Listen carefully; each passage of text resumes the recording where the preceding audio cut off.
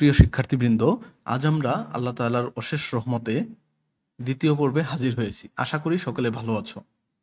গত পর্বে আমরা পাইথন ডাউনলোড করে ইনস্টল করা শিখেছি এবং পাইথনের সাথে কথা বলতে শিখেছি। তো তুমি জানো যে ডে 1-এ আমরা পাইথনের প্রথম ধাপ পার করে ফেলেছি। এখন আমরা পাইথন রাজ্যের ভিতরে ঢুকে যাচ্ছি, যেখানে আছে এক ঝাঁক মজার জিনিস। আজকে আমরা শিখব পাইথনের বেসিক, যেটা অনেকটা ড্রাইভিং শেখার মতো। তবে এখানে গাড়ির বদলে আছে কোড, আর রাস্তার বদলে কম্পিউটার স্ক্রিন।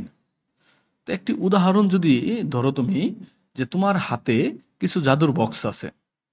এই বক্সগুলোতে তুমি যে কোনো কিছু রাখতে পারো, সংখ্যা, শব্দ, এমনকি পুরো বাক্যও তুমি রাখতে পারো। তাহলে পাইথনে এই জাদুর বক্সগুলোকে বলা হয় হচ্ছে ভেরিয়েবল, অর্থাৎ যেখানে তুমি কোনো কিছু রাখতে পারবে। যেমন তুমি যদি একটা বক্সে আপেল রাখো, তাহলে পাইথনে সেটা এমন হবে। প্রথমে পাইথনের সাথে কাজ করতে গেলে তোমাকে পাইথনকে ডাকতে হবে, যে পাইথন শব্দটি লিখে তুমি এন্টার প্রেস করবে, তাহলে কি করবে, পাইথন তোমার সামনে এখন উপস্থিত। তো এখন তুমি লিখবে যে অ্যাপল ইকুয়াল 5, লিখে যদি এন্টার দেও, তাহলে অ্যাপলের মান কত, 5।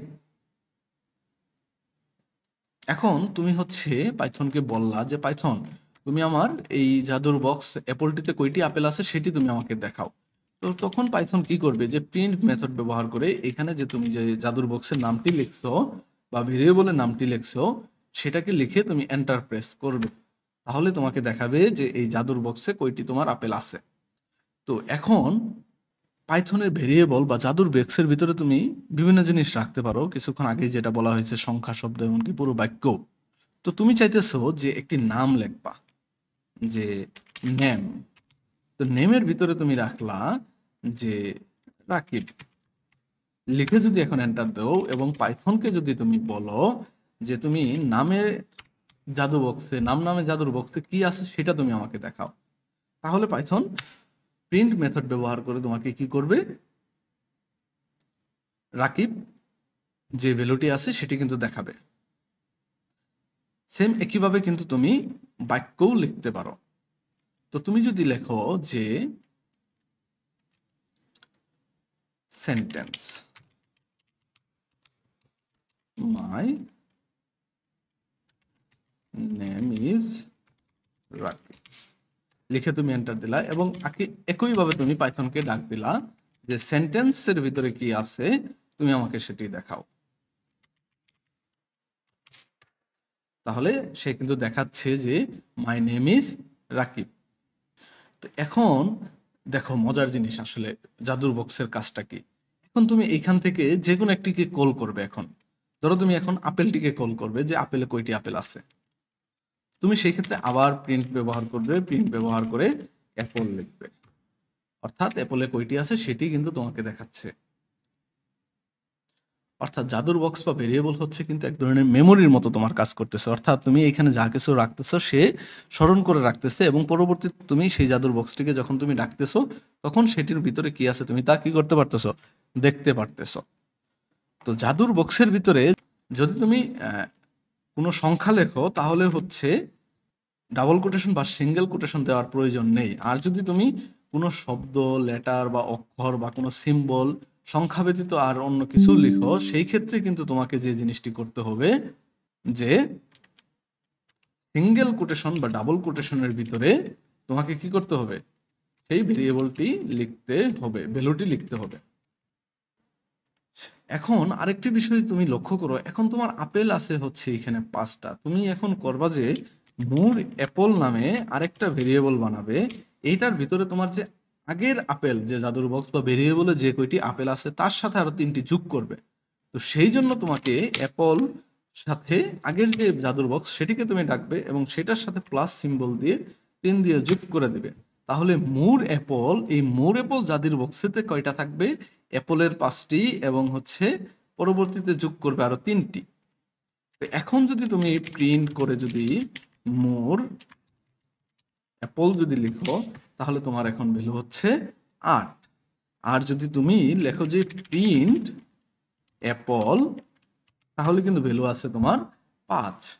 আর এইখানে যে প্লাস সিম্বল, এই প্লাস সিম্বল দিয়ে তুমি কি করতেছো, যোগ করতেছো, অর্থাৎ একটি কাজ সম্পাদন করতেছো। তো এই কাজ সম্পাদন করাকে বলে হচ্ছে অপারেটর। তো তুমি চাইলে কিন্তু বিয়োগও করতে পারো।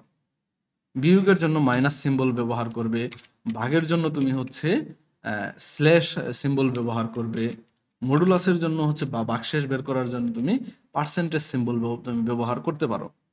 তো এগুলো তুমি বাসায় নিজে নিজে প্র্যাকটিস করবে। এখন পাইথনে আরেকটি মজার জিনিস আছে, সেটি হচ্ছে যে কমেন্টস। আচ্ছা, কমেন্টস কি সেই বিষয় নিয়ে একটু আলোচনা করি তোমার সাথে। ধরো এমন কিছু তুমি বলতে চাও যা পাইথন না শুনুক, শুধু তুমি আর তোমার প্রোগ্রামার বন্ধুই বুঝবে। সেই মেসেজ লেখার জন্য তুমি হ্যাশ নামে একটা সিম্বল আছে, সেটি তুমি ব্যবহার করবে। সেটি ব্যবহার করে তুমি যদি এখানে যাই কিছু লেখো না কেন, তাহলে কি করবে, এটি পাইথন ইগনোর করবে, অর্থাৎ পাইথন এটিকে আর বুঝতে পারবে না। এটি হচ্ছে একান্তই তোমার গোপন কথা, যেটা পাইথন বুঝবে না, কিন্তু আমি বুঝতে পারবো, প্রোগ্রামার তুমি বুঝতে পারবে, কিন্তু পাইথন বুঝবে না। যখন পাইথন এখানে হ্যাশ সিম্বল পাবে তখন বলবে যে ওহ, এটা তো আসলে আমার বোঝার কোনো কাম নাই, তো এটা হচ্ছে তোমাদের গোপন কথা, তুমিই রাখো, আমি আর এখানে কান না দেই। তো এটার উদাহরণ বোঝার জন্য যদি তুমি লেখো যে হ্যাশ দিয়ে তুমি এ লেখলা, এ লিখে তুমি লেখলা যে 5, এখন যদি তুমি প্রিন্ট এ করো তাহলে কিন্তু ইরর দিবে, অর্থাৎ 5 নামের যে হ্যাশ দেওয়ার কারণে এই ভেরিয়েবলটি তোমার কি করে গেল, ইগনোর করে গেল। তো হ্যাশ দিয়ে হচ্ছে তুমি সিঙ্গেল লাইন কমেন্ট করতে পারবে।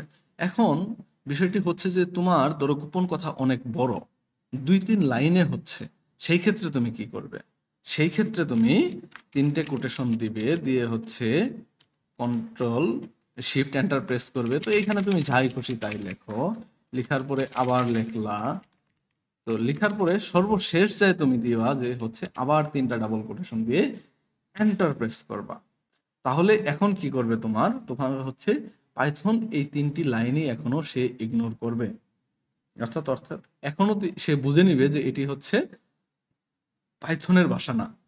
এতগুলো গোপন কথা তোমার। এখন পাইথন ভাষায় কথা বলার জন্য বা কোড লেখার জন্য কিছু নিয়ম কানুন আছে, যেগুলো তোমাকে মানতেই হবে। এই নিয়ম কানুনকে বলে হচ্ছে সিনট্যাক্স। এটি ঠিক যেন কুটিমতির মেজাজের মতোই।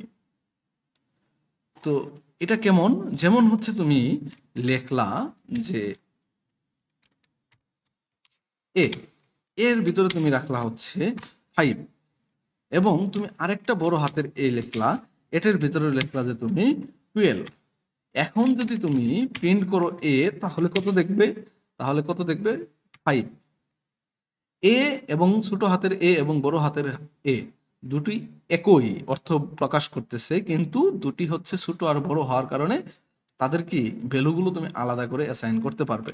এখন যদি তুমি প্রিন্ট এ যদি প্রিন্ট করো, তাহলে সেই ক্ষেত্রে কত দেখাচ্ছে, 12 দেখাচ্ছে।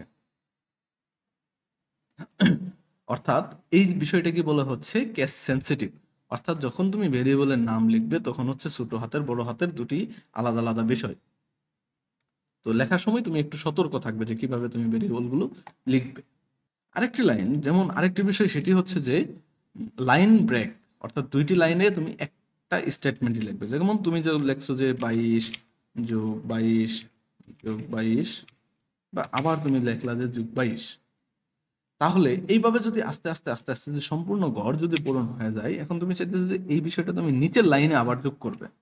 তো সেই জন্য হচ্ছে তুমি একটা ভেরিয়েবলের নাম যদি দেও এ 22 22 22, এখন যদি তুমি একটা ফরওয়ার্ড স্ল্যাশ দিয়ে যদি তুমি শিফট এন্টার প্রেস করে যদি লেখো যে +22, এখন যদি তুমি এন্টার দেও, তাহলে এখন যদি প্রিন্ট এ করো, তাহলে কি করবে, সবগুলা ভ্যালু কিন্তু যোগ করে 110 দেখাচ্ছে।